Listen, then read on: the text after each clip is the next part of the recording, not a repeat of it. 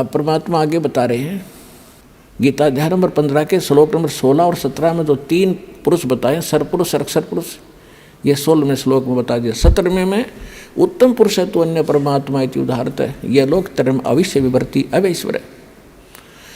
अब गीता अध्याय नंबर 15 के श्लोक नंबर 1 से इसका लिंक है, ऊपर को जड़ और नीचे को तीनों गुण रूपी शाखा वाला। ये उल्टा लटका हुआ संसार रूपी वृक्ष है, जिसकी ऊपर को जड़ है वो तो पूर्ण परमात्मा है, और नीचे को तीनों गुण रजगुण ब्रह्मा सदगुण विष्णु तम गुण शिव जी रूपी शाखा है। तो परमात्मा ने स्वयं आकर बताया था कि अक्षर पुरुष एक पेड़ है, सरपुरुष यानी ज्योत निरंजन वा की डार, और तीनों देवा शाखा है, ये पात्र रूप संसार। अब ये दास बता रहा है कि जो जड़ है वो परम अक्षर ब्रह्म है। गीता अध्याय नंबर 8 के श्लोक नंबर 3 वाला वो परम अक्षर ब्रह्म है। वो परम अक्षर पुरुष कहो, परम अक्षर ब्रह्म कहो।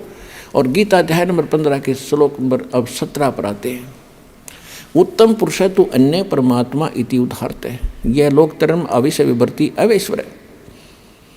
उत्तम पुरुष, पुरुषोत्तम यानी श्रेष्ठ भगवान, जिसको परमात्मा कह सकते हैं, कहा जाता है, जो वास्तव में अविनाशी है, जो सबका धारण पोषण करता है, सबके तीनों लोकों में प्रवेश करके सबका धारण पोषण करता है, वो अविनाशी परमात्मा है।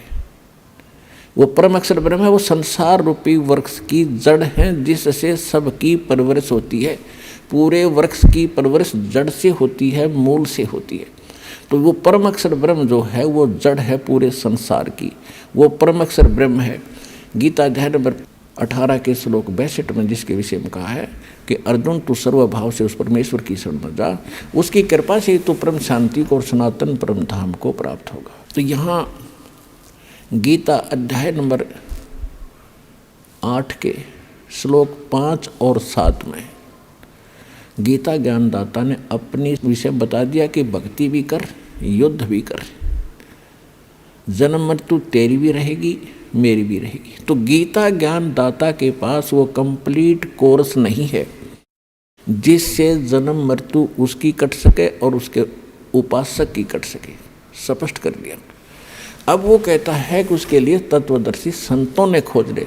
तो इस विषय में आज तत्वदर्शी संत ये रामपाल दास है, जिला हिसार, हरियाणा।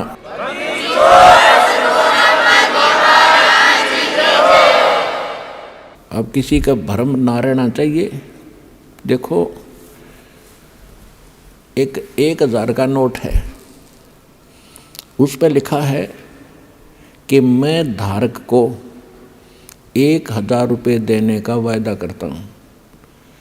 दास पे लिखा नहीं है, दास बोल सकता है कि मैं उपासक को सर्व सुख और पूरा कंप्लीट मोक्ष देने का वायदा करता हूँ जब नियम में रहोगे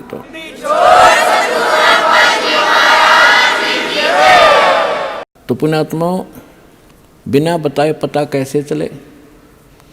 स्वयं परमात्मा थे 120 वर्ष रह के चले गए, हम लाल की पहचान करना जानते नहीं, इस कारण से मार खाते रहे।